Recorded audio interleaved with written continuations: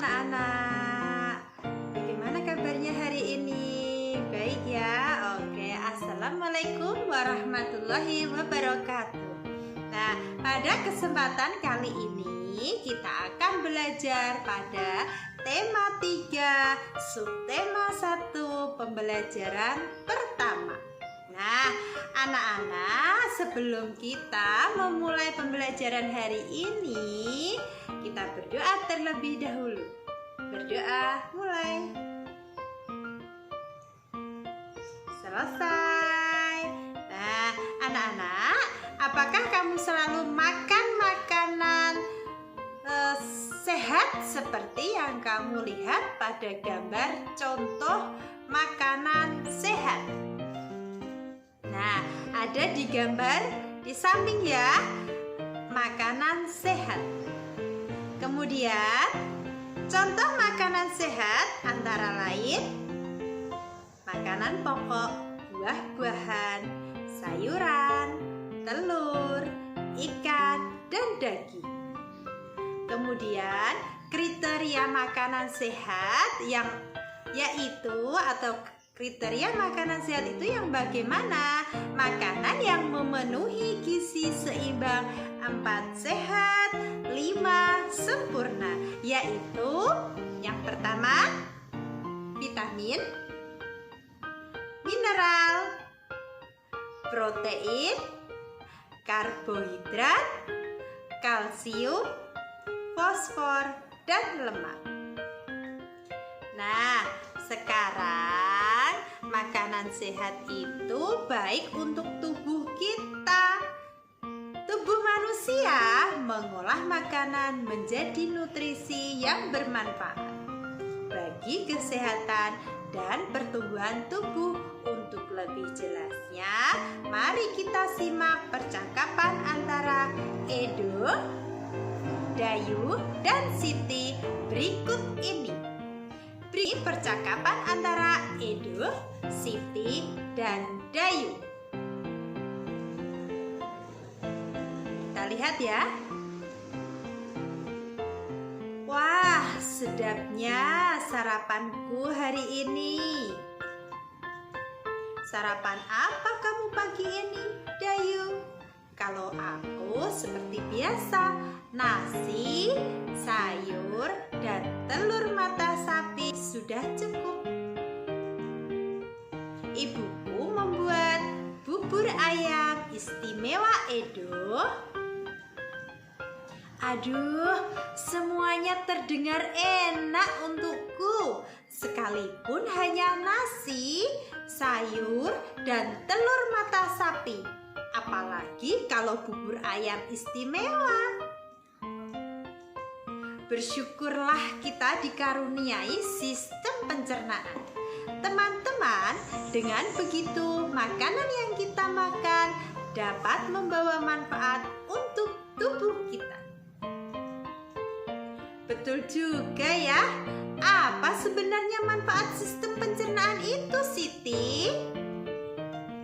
Sistem pencernaan merupakan organ yang dapat ditemui pada manusia dan hewan. Sistem pencernaan berfungsi untuk memperhalus makanan sehingga menghasilkan nutrisi yang dapat diserap oleh tubuh. Dengan adanya nutrisi tersebut, maka manusia dan hewan dapat tumbuh dan berkembang dengan baik. Jika makanan yang dikonsumsi itu sehat dan bergizi tinggi, maka manusia atau hewan yang mengkonsumsinya akan bertumbuh dengan sehat. Aku pernah melihat iklan tentang bubur ayam dengan beras organik. Dalam iklan tersebut terdapat kalimat yang mengajak orang untuk memakan bubur organik itu. Wah, kedengarannya menarik ya Edo. Kapan-kapan kita makan bubur ayam di tempat itu. Yuk, pastinya lebih sehat karena berasnya organik. sehat penting bagi tubuh kita. Oleh karena itu, banyak iklan yang dapat kita temui di tempat-tempat umum yang menjelaskan tentang makanan sehat. Iklan tersebut menunjukkan untuk mempromosikan sesuatu pada para pembaca. Sekarang, mari kita amati beberapa contoh iklan berikut ini. Contoh iklan. Di sini terdapat 3 iklan. Yang pertama adalah iklan makanan sehat dan bergizi. Yang kedua ada iklan makanan sehat dan bergizi penting untuk pertumbuhan otak anak Anda. Yang ketiga, cintai jantung Anda, konsumsi sayur dan buah segar. Berikut ini contoh iklan.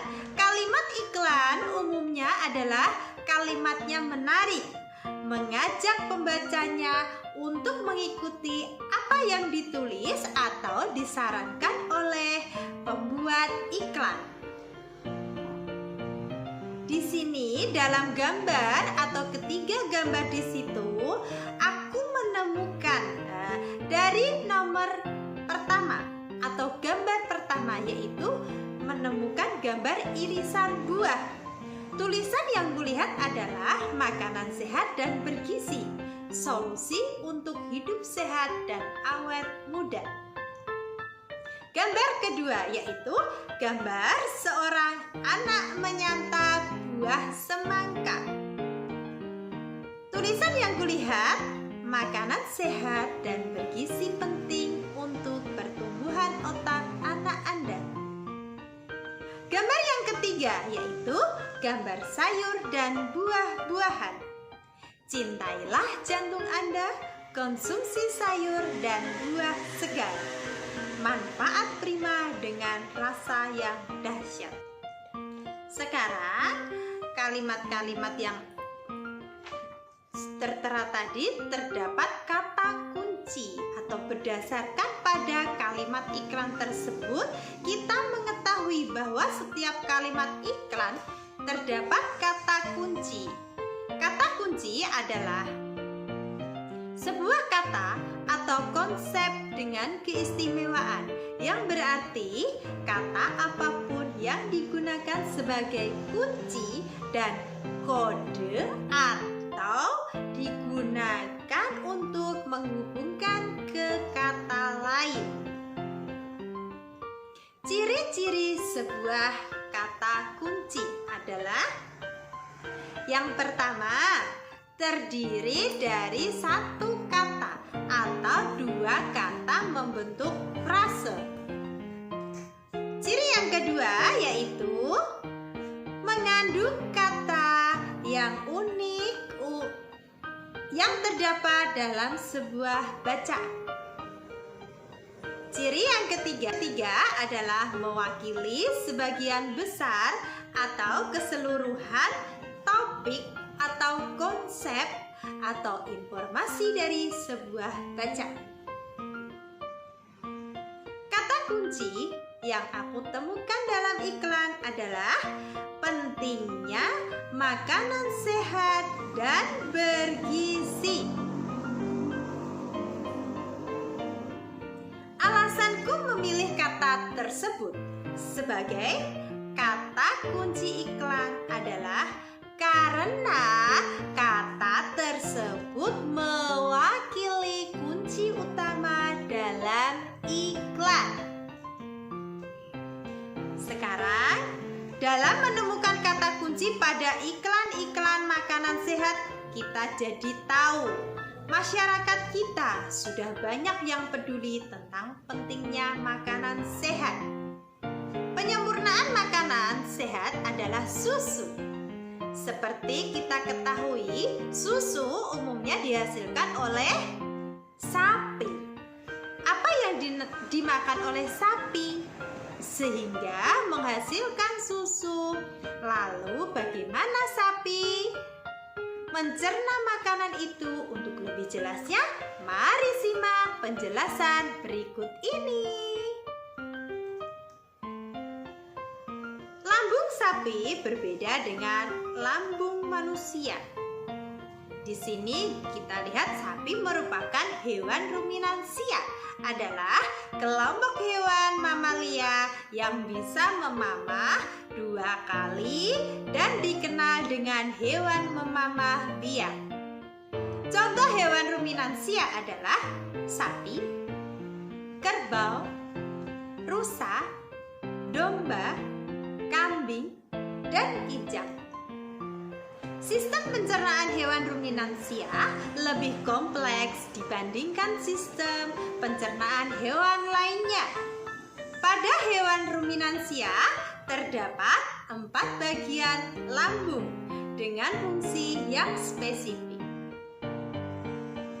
Selain itu, pencernaan makanan pada hewan ruminansia dibantu oleh beberapa mikroba atau bakteri dan protozoa. Mikroba tersebut dapat membantu mencerna rumput. Di dalam mulut sapi terdapat organ-organ pencernaan seperti berikut. Yang pertama adalah lidah. Lidah berguna untuk merenggut rumput atau makanan dan mendorong makanan yang sudah dikunyah menuju lambung. Kemudian ada saliva.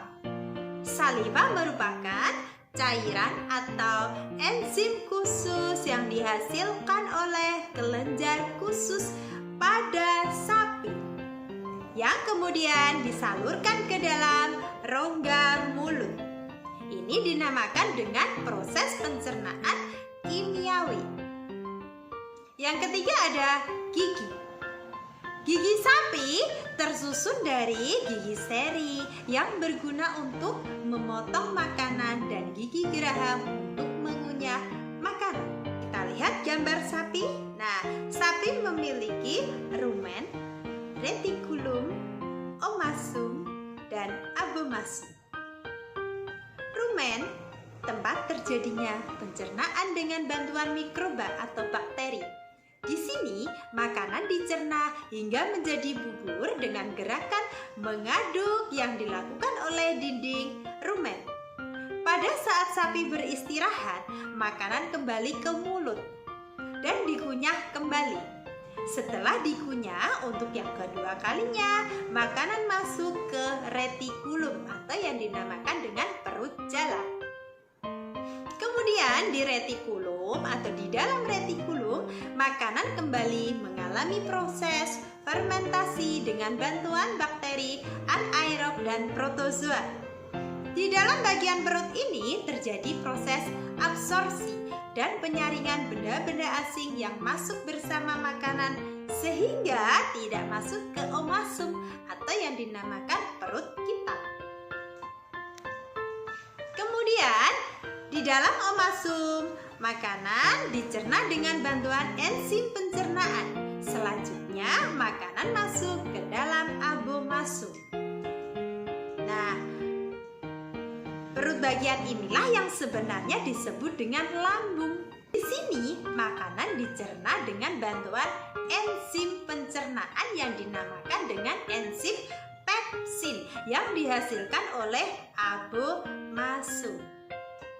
Demikian dari Bu Rizka ya penjelasannya.